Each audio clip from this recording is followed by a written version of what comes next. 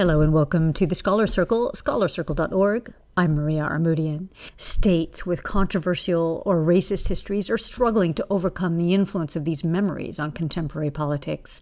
Is the U.S. haunted by its racist past? What can it do to overcome this history? Doug Becker explores. I'm Doug Becker. In recent weeks, the news in the United States has been filled with stories of statues and public spaces being altered or removed of its controversial subjects. These are usually connected with the U.S.'s racist past, with a particular eye towards the institution of slavery. In this segment, we will explore the debate and examine what this past means for American identity, as well as what it means in contemporary politics. My guest is Jessica Auchter, Associate Professor of Political Science and Public Policy at the University of Tennessee, Chattanooga. She's the author of The Politics of Haunting and Memory. And as the author of The Politics of Haunting and Memory, my first question is, how much is the U.S. haunted by its past, and what does that mean for contemporary American politics? This is a great question. For me, I think being haunted is a choice. So I would say we have to choose to pay attention to ghosts, that it's an ethical and political choice. And for me, this is very much the debate that's going on right now related to statues in the United States, where some are suggesting we're paying insufficient attention to the ghosts of our past. Some are suggesting that we should be paying particular types of attention. So it is very much a debate about which ghosts we should be paying attention to, which stories of our own history come to light, and then how that translates into particular policies or understandings of history. And I think in many ways, this is not unlike the conversations that were had after the fall of Nazi Germany. Who bears responsibility? Who's to blame? What's the role of ordinary people? You've seen an immense emotional response related to this dilemma of guilt or responsibility. And so I think there's also the question of what the role of our emotions is in relation to how we understand our own history. So in some of my research, I've looked at how these sort of ghostly traces disrupt our efforts to try to understand events in linear ways. And I think that's what we're seeing here, is people are striving to sort of achieve a linear understanding of these events, but it may not actually be there. And in grasping for that, they're arriving at radically different understandings of our own history. So I think paying attention to ghosts is a choice. So the US is haunted by its past insofar as individuals who are citizens choose to be haunted by that past and choose to pay attention to those issues. I think we're increasingly coming around to that sort of public opinion. So with that in mind, if it's your choice, why not just set the past in the past and not dredge up all of these terrible memories, all these, this terrible haunting? Why not just ignore it? There's a lot of people making that argument with regards to this history, that race is only an issue if we talk about it and these sorts of things. But the problem is that up until this point, there's been a very particular version of history that's been told. So I think the question is, the debate that's being had right now about these monuments is an effort to ask, what version of history are we turning into monuments, and which voices are being silenced in that? So maintaining the status quo isn't not listening to ghosts at all. It's listening to some ghosts rather than others, I guess I would say. So I think that we should acknowledge that any outcome of this, keeping statues, getting rid of statues, is a particular version of history which includes particular voices. So maintaining the status quo doesn't mean that sort of you don't have these conversations. It just means they may not being had out in the open. It still involves a whole host of voices that are still being silenced in an attempt to arrive at this particular idea of communal memory. So this is really more about public space and public discourse versus private discourse, and laying this bare so we can have an honest conversation about the past as opposed to simply forgetting. I know there's certain authors, David Reef's famous title of his book was In Praise of Forgetting, or The Importance of Forgetting. Part of the idea of this as being haunted means it's really difficult to forget. Yes, and there's consequences to that. Absolutely. I think that for me, what has been so interesting about the debates that have emerged is that we're really seeing more attention paid to how public memory and communal memory gets constructed. And in the past, we sort of took stories for granted. We didn't pay much attention to causes and processes. But now you're seeing a lot of effort to try to complicate the picture. And so for scholars who are interested in memory like myself, the most interesting thing is seeing the general public actually attentive to the way that memories get formed, the way they get solidified through monuments. And I think you're right that what we're seeing is a turn from sort of individual conversations about many of these issues within people's homes to these sorts of issues becoming a significant part of public discourse. One of the ironies of this is those of us who've studied any sort of American foreign policy and American history are familiar with this concept of American exceptionalism, that the U.S. is somehow this unique case.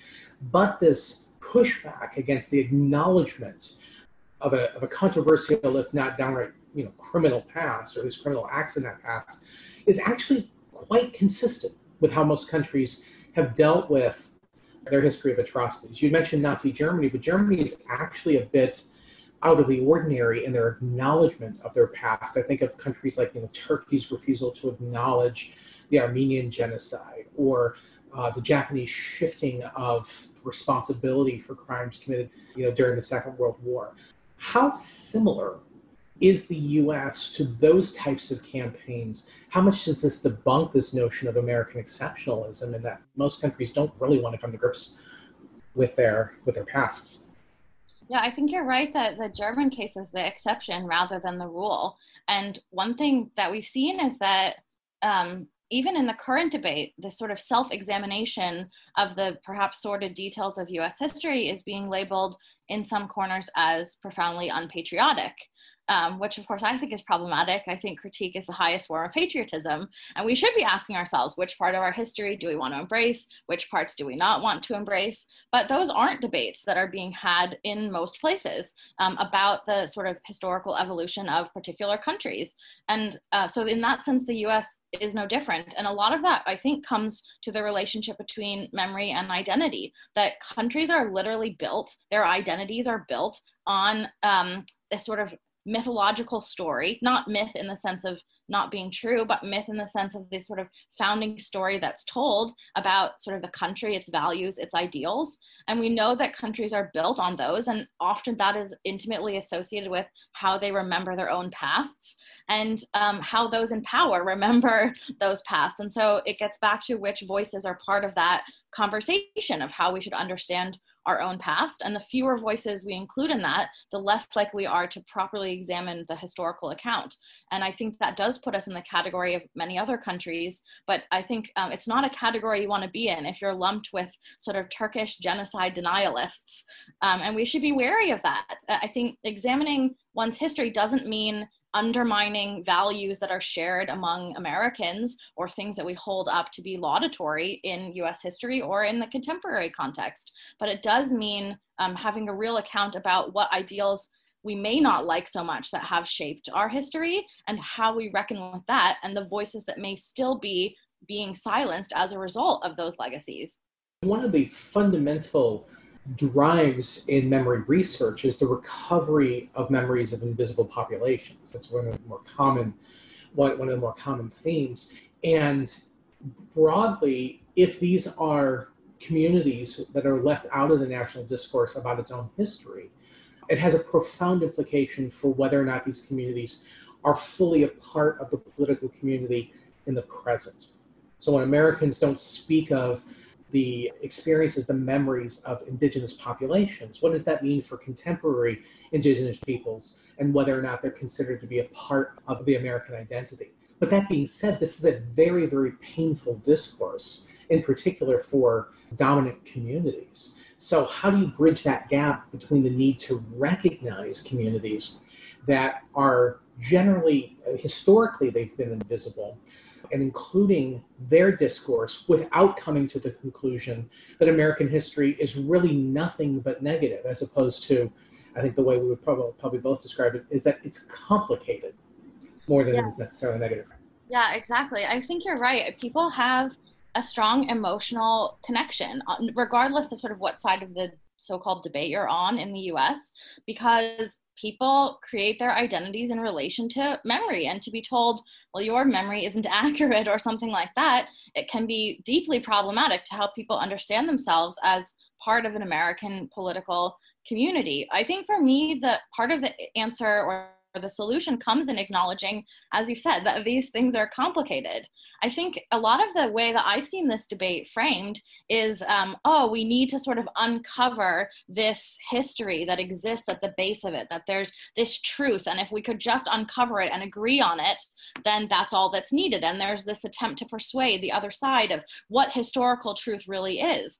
But I'm not sure that exists in some ways. I'm not certain there is this sort of uncoverable truth. Not that there's no facts, but when it comes to sort of memories of these things, there's no single story of Robert E. Lee or George Washington or whoever. I mean, how we understand our history is it's a political decision.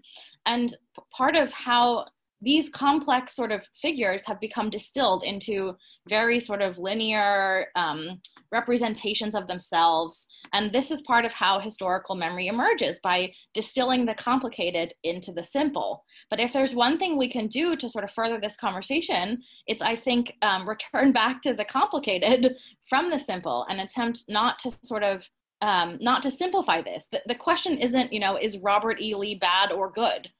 There's a lot of nuance. Good people can do bad things. Bad people can do good things. So I think the question instead is, what values do we agree on that are inclusive in this country? How does that relate to issues that we've had in our history that may still have lingering effects for marginalized populations in the US? And then what do we do about symbols of that history that there may be contestation over? And those conversations are more important than what happens with the statues themselves, from my perspective at least. Absolutely. In your book, this notion of haunting is sort of this common theme about haunting, that souls or whatever has existed in the past cannot fully rest if there's some injustice that has gone unrecognized or unresolved. You make the reference to the revenant, the concept of the revenant. And actually, one of the things I find fascinating about hauntology type themes in fiction is typically the ghost cannot rest if there's some injustice that hasn't been addressed. How accurate is that as far as wrestling with the US's past, that we can't think about putting any of these ghosts to rest without some degree of justice? And is acknowledgement enough of a justice, or should we be talking about things like reparations, restitution, or some physical or some specific manifestation of redressing historical injustice? This is a difficult question, and I think perhaps a question that I shouldn't be answering because I'm not a member of the populations that have been directly impacted by some of these historical contexts or policies, although I do have immigrant ancestry in the US. But I think that from my perspective, a lot of the injustice comes from our lack of encounter with the sort of complexities associated with these ideas, not to say that there are not sort of very real material injustices, but when it comes to the debate over the statues, I think the material injustices take their form in these sort of larger stories we tell about American founding and about these sort of key juncture events in US history, like the Civil War.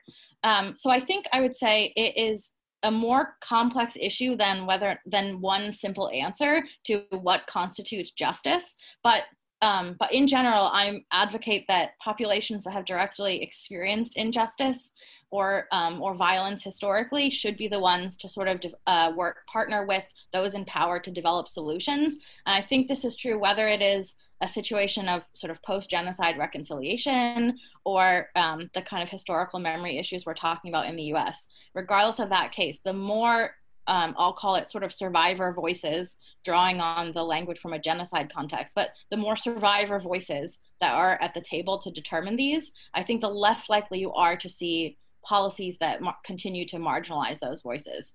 That's what we should be aiming for, at least. Yeah, the importance of conversation and listening, I think, can play a significant role. Now, the president has pushed back on these campaigns and seemingly, sees a political value in what I would term the politics of backlash. The backlash against taking down statues as backlash against altering history. So with that in mind, first of all, how common is this backlash, and how much can we expect that this is going to remain an extremely complicated push and pull of racial identities and community identities within the U.S. that's going to extend well beyond our current conversation? I think what we're seeing right now is that the politics of emotion is an incredibly effective and valuable political tactic. And that's on multiple sides of this sort of debate. And I think that has changed the discourse to the point that it's very difficult to have a kind of engaged conversation about the issues that are really at the heart of it. So it has become more about the symbols or the representations than about the sort of actual discussions and debates about history, about how this is impacting populations. So I think that's the issue. And until those that have benefited from the sort of historical policies that were put in place acknowledge that they do have a role in this, or that they do have like skin in the game, so to speak, I don't think we'll see anything change. In the post-World War II German context, they had this sort of informal chant, which was collective guilt, no, collective responsibility, yes. One thing we've seen is that the ideas of guilt and responsibility have become conflated in the way that this discussion is proceeding in the US. So I would like to see those separated out a bit, and a real conversation about what responsibility looks like, and about how we're collectively responsible for our own history, and then what that means going forward. And that's something very different than individual guilt or even collective guilt. So there may be something to learn from that sort of thing. But do I have any hope that the conversation will turn more towards the sort of meat of the issues at play? Unfortunately, I don't. But I think the first step towards that conversation is beginning, and that is starting to complicate the picture that a lot of Americans have been taught of their own histories, and starting to understand that the story that has been told is not necessarily the only story that exists, and that there have been political choices made about, how we construct our identity through our understanding of history. And that's true in the US, and it's true in other countries as well. But those are political choices, which means we can choose something else. And so in that sense, there's some degree of hope for a better sort of conversation or a better dialogue moving forward. Absolutely. I think the real key here is that we have choices, and the importance of communication about those choices and the impact that the history has, and the empowerment of communities that have typically been left out of the historical discourse, and therefore left out of what it means to be American. Thank you very much. Our guest today has been Jessica Auchter. She is the Associate Professor of Political Science and Public Policy at the University of Tennessee, Chattanooga, and she is author of the wonderful Politics of Haunting and Memory. Thank you very much. Thank you for having me.